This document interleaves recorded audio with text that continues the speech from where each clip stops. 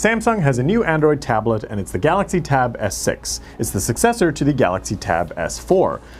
Wait, what happened to the Tab S5? Well, whatever. Here's what the Tab S6 is all about. The Tab S6 looks like the iPad Pro in that there are slim bezels that are also uniform around the screen for a modern look. There are still enough bezels on the sides to make it manageable to hold in one hand though. It's a 10.5 Super AMOLED display and it's sharp and colorful, that's aided by that 2560 by 1600 resolution. But it's the back of the Tab S6 that's a little more interesting.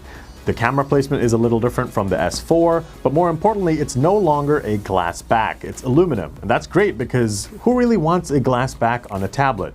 It just means that when you drop this thing, you have something extra to worry about. Not so much with the Tab S6. Your eye might also wander to the oblong indent that's on the back, and that's to house the SPen. That basically now magnetically attaches to the back of the Tab S6, and before, you didn't really have a place to put this thing, especially with the Tab S4. You had a separate accessory that you had to hook it to, basically the keyboard cover. With the Tab S6, you have a dedicated place for the SPen, and it mimics the iPad Pro in that it stays on magnetically and also wirelessly recharges the SPen. But in the little time I used it, it didn't seem to be as secure as the Apple Pencil is on the iPad Pro. It wiggled around a bit, and that would mean that it would lose the charging capabilities, so I would have to make sure it's correctly adjusted. And it's not quite as easy to quickly place it on the back because there's a specific area you have to place it, and it's not quite as easy to figure out exactly where it is without looking, though it might be easier the more you do it. That being said, I do like the fact that you finally have a place to put your SPen and that it can be charged at the same time. If you get the keyboard cover or the standard cover for the Tab S6, there is a little pouch that keeps it secure, and it's also easily accessible from the top. Samsung has also improved the keyboard in a variety of ways. First off, it's a two-piece keyboard, so there's the cover, which acts as a kickstand, as well as the keyboard attachment, so you can still take out the keyboard and use the cover alone. That kickstand cover lets you adjust it in a variety of angles, allowing you more versatility when you're typing. But the biggest improvement is that there's finally a trackpad on the keyboard. Finally. I've been asking for a trackpad on something like the Apple Smart Keyboard or the last year's Tab S4 keyboard.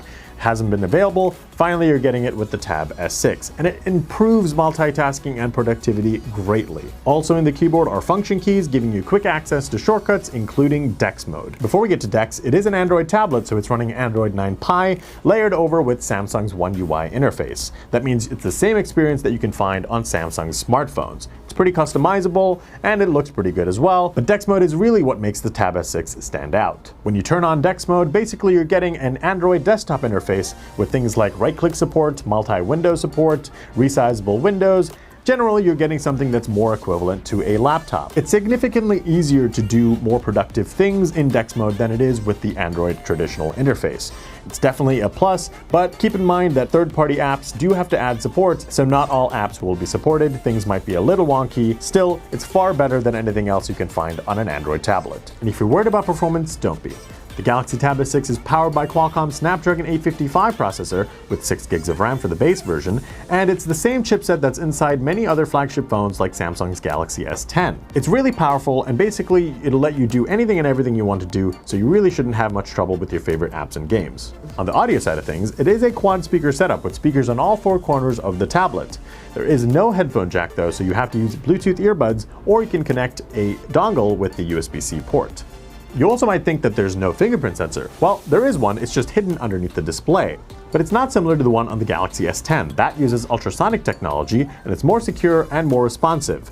This one is an optical sensor, so it's not as secure, but we also haven't had much of a chance to see it in action. Now going back to the SPen, there are some improvements here as well. Samsung has added the Bluetooth remote functionality that we first saw on the Note 9 SPen. Basically, that means that you can control certain functions on the tablet with the SPen. For example, if you want to take a photo but don't want to touch that shutter button because the tablet is too far away, you can do so just by pressing the SPen's button. There's a new feature called Air Control. You can use the button on the SPen in conjunction with gestures to navigate through various apps. For example, in the camera app, you can use it to swipe left without having to touch the tablet, and it'll go through the different camera modes. Now all of this can be customized in the settings, and of course it can also be used with third-party apps, but that really depends on third-party manufacturers if they will add support. I don't quite recommend using the camera on a tablet to take your photos because the one in your smartphone is most likely better, But for those of you that do use it, the Galaxy Tab S6 has a dual camera setup, which isn't very common for tablets. It's a 13 megapixel main lens paired with a 5 megapixel wide-angle lens, and the wide-angle lens is 123 degrees, so anything you can see with your eyes, the Tab S6 can capture.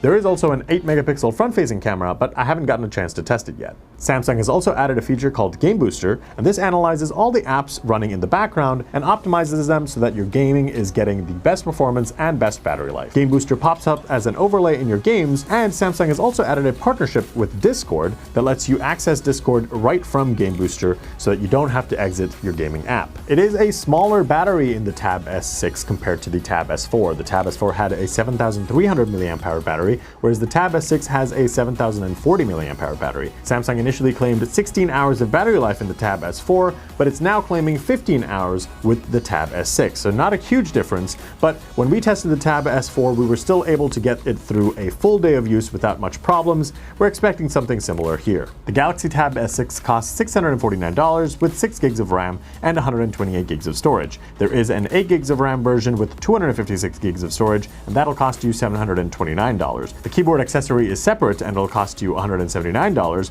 but both will be available on September 6th. The Tab S6 is being pitched as an Android tablet that you can use for multimedia, to watch movies, play games, but also as a productivity workhorse with that superior performance. But whether it's worth $650, not to mention adding that expensive keyboard, when you can buy a Chromebook for less and achieve similar levels of productivity, that will require a bit more testing.